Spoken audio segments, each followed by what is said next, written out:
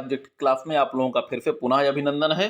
मित्रों, आज हम लोग पढ़ेंगे उसी के आगे के ऑब्जेक्टिव प्रश्न हम लोग हल करेंगे। ठीक है, चलिए इसमें आगे का प्रश्न है आसन क्या है। मित्रों, आचार्य कौटिल्य की जो विदेश नीतियां हैं, विदेश नीतियों में उन्होंने राज्यों का राज्यों से संबंध को लिखा हुआ है, वर्णन किया है। विदेश नीति में उन्होंने 6 प्रकार का वर्णन किया है। कौन? संधि, विग्रह, आसन, यान, संशय, द्वैधी भाव। संधि, विग्रह, आसन, यान, संशय, द्वैधी भाव 6 प्रकार का है। तो इसमें आसन जो है वो भी विदेश नीति का ही एक भाग है। ठीक है, संधि का मतलब क्या होता है? एक राजा अगर कोई कमजोर है तो अन्य राज्यों से संधि करके अपने राज्य की रक्षा करे। विग्रह, दूसरे राजा को कमजोर करना है तो उसके अधिकारियों को तोड़ फोड़ कराना, खड़ी फसलों में आग लगाना, यानी एक प्रकार से तोड़ने फोड़ने और बर्बाद करने की जो भी नीति है वो विग्रह की नीति है।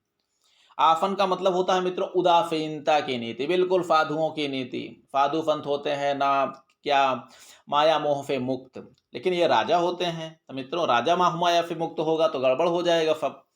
तो एक राजा ऐसा हो जो जिसकी ताकत बहुत ज्यादा हो लेकिन उसके अंदर विजय की कोई इच्छा भी ना हो, यानी सारी इच्छाएं समाप्त हो, किसी को जीतने की इच्छा ना हो, तो वो राजा चाहे तो आसन की नीति अपना सकता है। आसन का मतलब होता है उदासीनता की नीति। यान का मतलब होता है मित्रों, यान का मतलब होता है विमान। विमान तेजी से चलता है तो यान का यहाँ मतलब होता है आक्रामक नीति।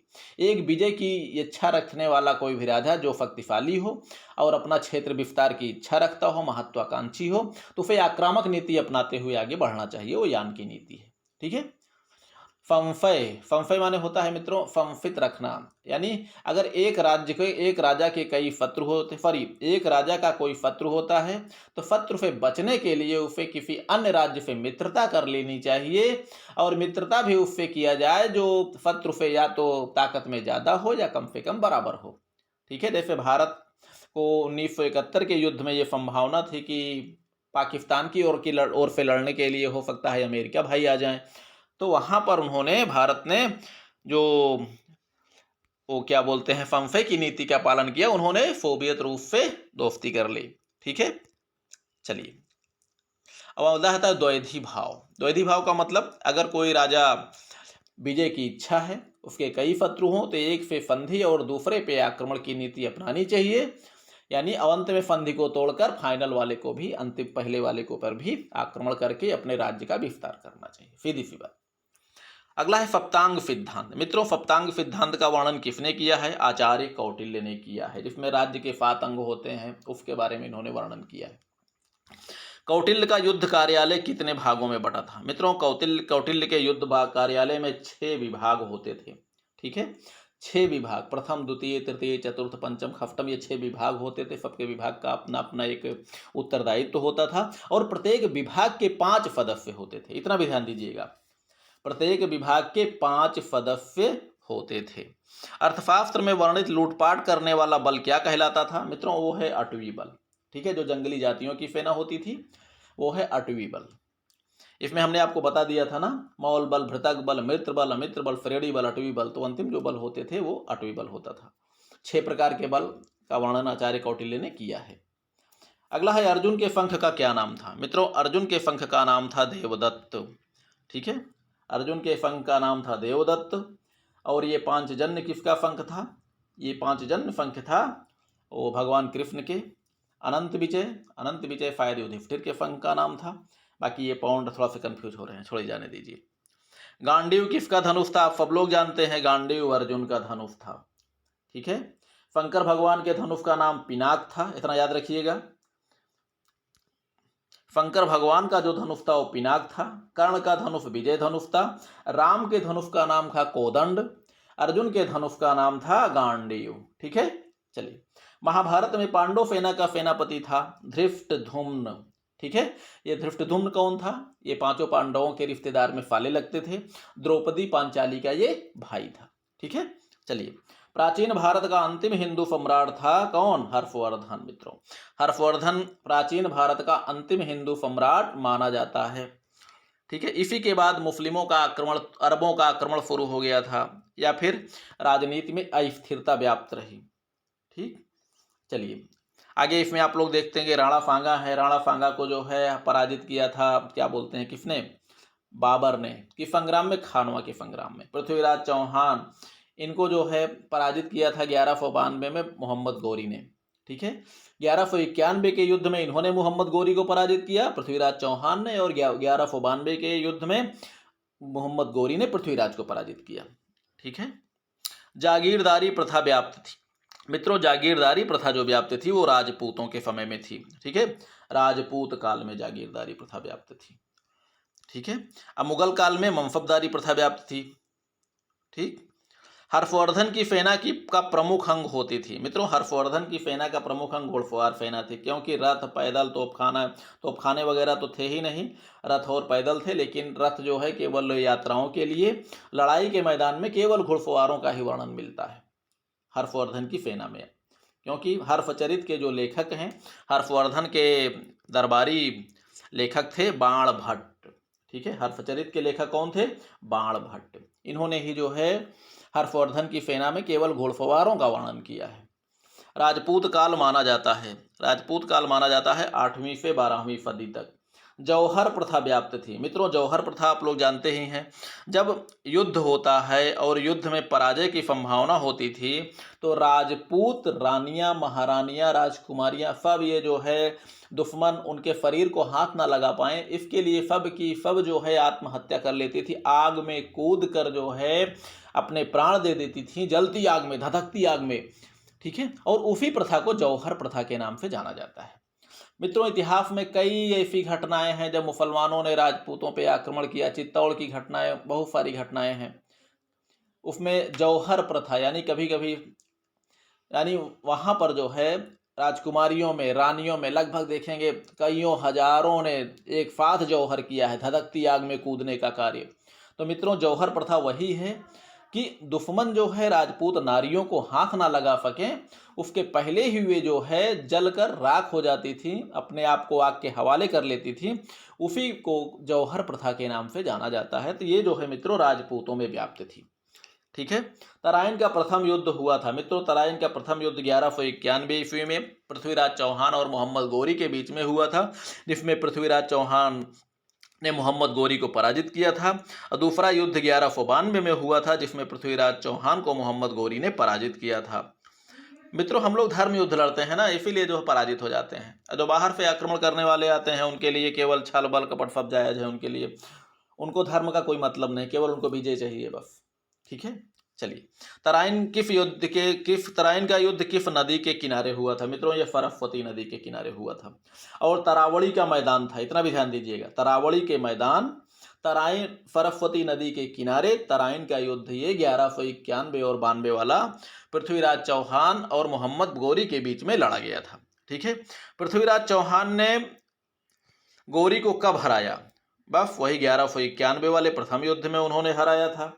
भारत में आघात समरतंत्र कौन लेके आया था? मित्रों, याद रखिएगा इसको, आघात समरतंत्र बहुत ही इंपॉर्टेंट है। तो ये मोहम्मद गौरी लेके आया था दूसरे युद्ध में, जब पृथ्वीराज चौहान को इसने हराया था।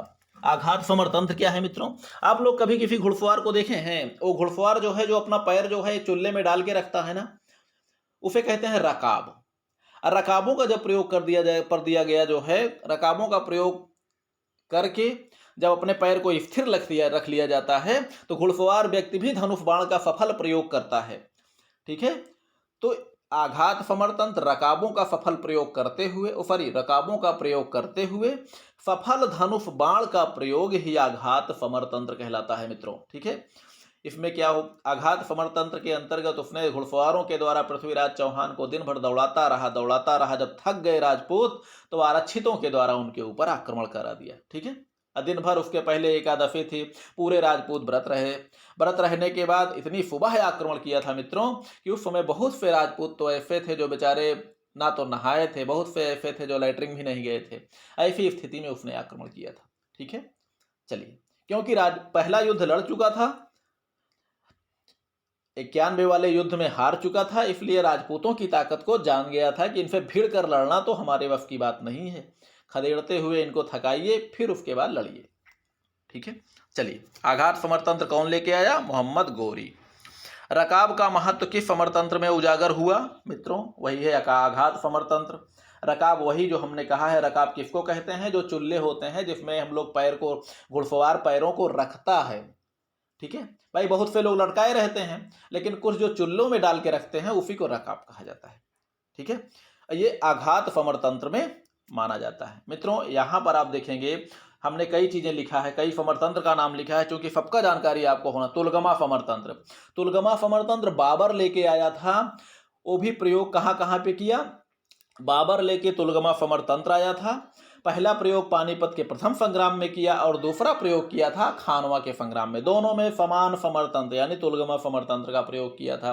अब बाबर ने तुलगमा फमर तंत्र सीखा कहाँ से था, ये उज्बेगों से सीखा था। ठीक है, उज्बेकिस्तान में उज्बेगों से, यानी उज्बेक नेता जो थे फैबानी खान, उन्हीं से इसने जो है तुलगमा फमर तंत्र को सीखा था। कौन, बाबर। ठीक है, और ये कालम रचना, ये नेपोलियन का फमर तंत्र है मित्रों। ठीक है, छापामार, ये शिवाजी की युद्ध कला है, गुरिल्ला युद्ध कला जिसे हम लोग कहते हैं। कम सैनिकों द्वारा बड़ी सेनाओं से लड़ना गुरिल्ला युद्ध के अंतर्गत ही जो है आता है। ठीक है, रकाब का प्रयोग कौन से सैनिक करते थे मित्रों, रकाब का प्रयोग घुड़सवार सैनिक करते थे। ठीक है, द्वितीय तराइन युद्ध में गोरी का फमर तंत्र क्या था, तो गोरी का फमर तंत्र मित्रों यही था, आघात फमर तंत्र। ठीक है, बाकी तुलगमा, छापामार, गुरिल्ला आपको बता ही चुके हैं ये क्या है, कैसे है, किस युद्ध में। राजपूत युद्ध करते थे मित्रों, राजपूत धर्म युद्ध करते थे, इसीलिए जो है बेचारे पराजित हो जाते थे, क्योंकि ये लड़ते लड़ते प्राण दे देना जो है अच्छा समझते थे। अधर्म करके विजय प्राप्त करने को ये कुछ नहीं समझते थे। ठीक है, राजपूत सेना के लड़ाकू अंग थे। राजपूत सेना के लड़ाकू अंग सभी थे, पैदल सेना, घुड़सवार सेना, गज सेना, अर्थात इसमें जो आपका उत्तर सही होगा वो होगा सभी। ठीक है, चलिए, राजपूत सेना का लड़ाकू अंग नहीं था, कौन सा नहीं था, रथ सेना नहीं थी मित्रों। राजपूतों के पास रथ सेना नहीं होती थी, तब तक बहुत पहले ही खत्म हो चुका था रथों का प्रयोग, क्योंकि युद्ध में अब जो है युद्ध बहुत कुछ तक जो है कूट युद्ध होने लगे थे, बाहरी आक्रांताओं में कोई जरूरी नहीं है। रथ सेना आप जानते हैं बरसात के मौसम में नहीं कार्य कर सकती थी, उबड़ खाबड़ जमीन पर नहीं काम कर सकती थी, खेतों में नहीं चल सकते थे रथ, उनके लिए ठोस और जो है समतल भूमि चाहिए, और समतल और धर्म युद्ध पानी बरसात के मौसम में ना चलेगी, पहाड़ों पे नहीं चलेगा रथ सेना। तो ठीक है, तो राजपूतों के पास जो है पैदल सेना भी थी, घुड़सवार सेना भी थी, गज सेना भी थी, लेकिन रथ सेना नहीं होती थी। मुगल साम्राज्य की स्थापना किसने थी मित्रों, मुगल साम्राज्य की स्थापना की थी बाबर ने। बाबर के पिता का नाम उमर शेख मिर्जा था, ये फरगना के जो है राजा थे। अकबर जो है बाबर का बेटा हुमायूं, हुमायूं का बेटा अकबर। ठीक है, बाबर का पोता अकबर था। ठीक है, चलिए, पानीपत का प्रथम युद्ध कब हुआ था मित्रों, पानीपत का प्रथम युद्ध 1526 में हुआ था। 1526 में इस युद्ध में जो है बाबर ने, इस युद्ध की कुछ विशेषताएं इस प्रकार हैं। इस युद्ध में बाबर ने क्या बोलते हैं, कौन, लोदी, इब्राहिम लोदी को, बाबर ने इब्राहिम लोदी को पराजित करके मुगल वंश की स्थापना की थी। वही बाबर जो भारत की धरती पर पहली बार जो है तोपों के लेके आया था। इस युद्ध में जो है पहली बार भारत की धरती पर तोपों का प्रयोग हुआ, तोपों और बंदूकों का प्रयोग हुआ, या यूं कह सकते हैं अग्नेय अस्त्रों का प्रयोग हुआ, आग उगलने वाले हथियार। ठीक है, ऐसे वंश की स्थापना हुई जो आने वाले अंग्रेजों के बाद ही अंग्रेजों ने ही उनको खत्म किया 1857 में। ठीक है, भारत में सर्वप्रथम तोप लेके कौन आया, बाबर। ठीक है, पानीपत युद्ध के पहले दिल्ली पर राज्य किसका था, इब्राहिम लोदी का। लोदी वंश का अंतिम शासक इब्राहिम लोदी को माना जाता है। सर्वप्रथम भारत में अग्नेय अस्त्र का प्रयोग किसने किया, अग्नेय अस्त्र वही मित्रों तोप और मस्केट, वो है बाबर। तुलगमा समर तंत्र का प्रयोग किस युद्ध में हुआ, तो मित्रों तुलगमा का प्रयोग जो हुआ था देखा जाए तो इसमें हमने लिखा है पानीपत प्रथम, लेकिन वास्तव में जो हुआ था पानीपत में भी हुआ था, खानवा में भी हुआ था, इसलिए उसका उत्तर होगा गा। ठीक है, तुलगमा समर तंत्र का प्रयोग बाबर ने पानीपत के प्रथम युद्ध में भी किया था और खानवा के युद्ध में भी किया था। पानीपत के युद्ध में इब्राहिम लोदी को हराया था और खानवा के युद्ध में इसने राणा सांगा को हराया था। ठीक है, तो तुलगमा समर तंत्र का प्रयोग दोनों में किया गया था। ठीक, आगे बाबर के तोपची थे। बाबर के तोपची कौन कौन थे, अली और मुस्तफा। ठीक है, दोनों थे। अली और मुस्तफ़ा ये दोनों थे, अली मुस्तफ़ा दोनों। ठीक। फरगना से संबंधित कौन था? फरगना से संबंधित था बाबर, क्योंकि फरगना से ही वो आया था और फरगना के शासक उमर शेख मिर्जा का बेटा था।